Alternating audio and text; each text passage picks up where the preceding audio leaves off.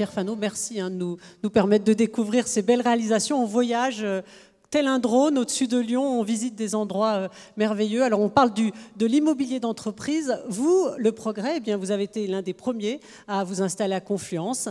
Donc, qu'est-ce que ça change pour vos salariés, vos journalistes? Vous pouvez le dire devant François ce soir. Est-ce qu'ils sont plus heureux à travailler dans des beaux bâtiments, dans un bel environnement? Je pense que ce changement de bâtiment pour Le Progrès était vraiment très important, à la fois en interne, je vais en parler sur effectivement l'impact que ça a eu sur les salariés et sur la façon de travailler de l'entreprise, mais également un impact très fort en externe, puisqu'on était quand même dans des bâtiments qui n'étaient quand même pas d'une première jeunesse à Chassieux pour l'industriel, le commercial, l'administratif, et puis des bâtiments qui étaient en centre-ville, mais nous n'étions pas propriétaires pour la rédaction à Nu-Servian. Donc la première chose, ça a vraiment été de redonner une image positive et dynamique du journal, puisqu'effectivement on a été un peu la première entreprise conséquente à s'installer, à croire à ce nouveau quartier. Et je remercie Gérard Collomb qui nous a vraiment facilité l'installation et la réalisation du projet. Et c'est vrai que ça a été le début d'un changement d'image pour Le Progrès. Et je pense que ce genre de soirée, quelque part, n'aurait pas été possible sans ce changement d'image. Deuxième point très important, moi je pense que les murs ont de la mémoire.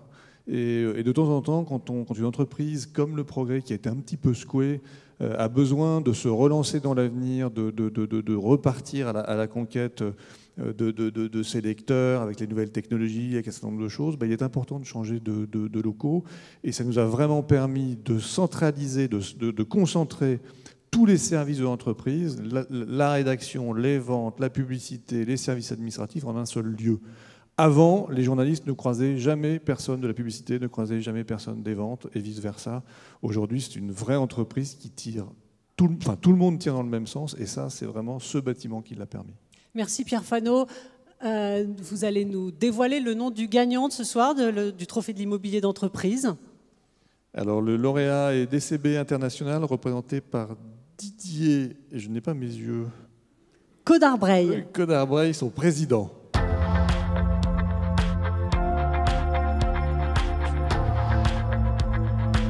Si chaque projet est spécifique, celui-là est encore plus extraordinaire dans le sens où il est hors du commun, dans la mesure où on a eu une approche vraiment de campus basée sur une notion de fluidité et d'échange. Les locaux de travail viennent tout autour d'un cœur central.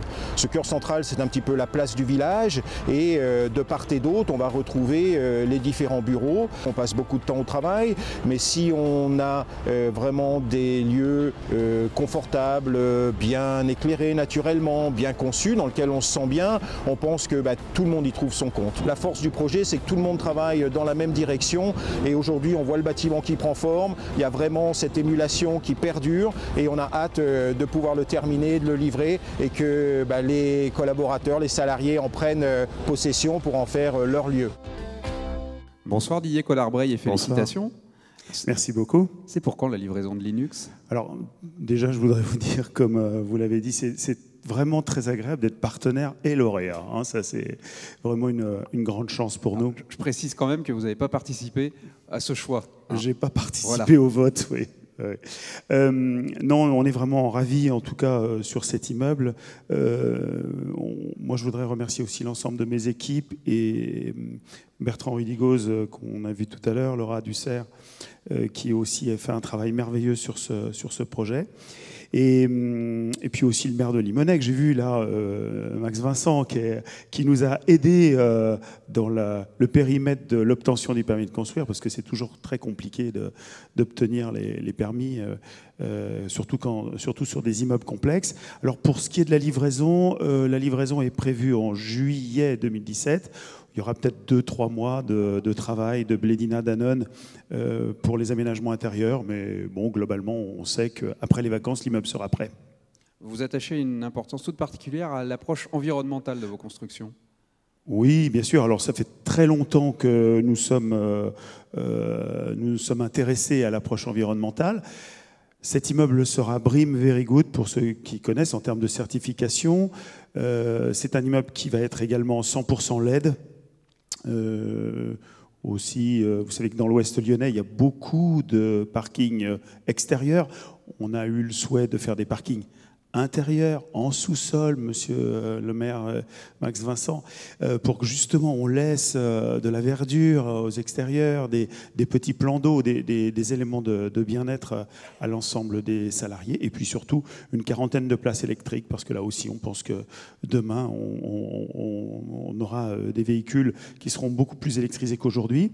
Voilà, et puis bien évidemment le bien-être au travail, c'est aussi un des volets assez essentiel, à mon avis, du développement durable. C'est 1,4 hectare de terrain, c'est aussi des grands espaces de terrasse. Voilà, donc moi personnellement, si vous en êtes d'accord, j'aimerais bien demander à Patrick Mitton de me rejoindre. J'aimerais bien partager ce prix avec lui parce que vraiment, il a fait un travail extraordinaire sur l'architecture. Patrick, si tu peux venir.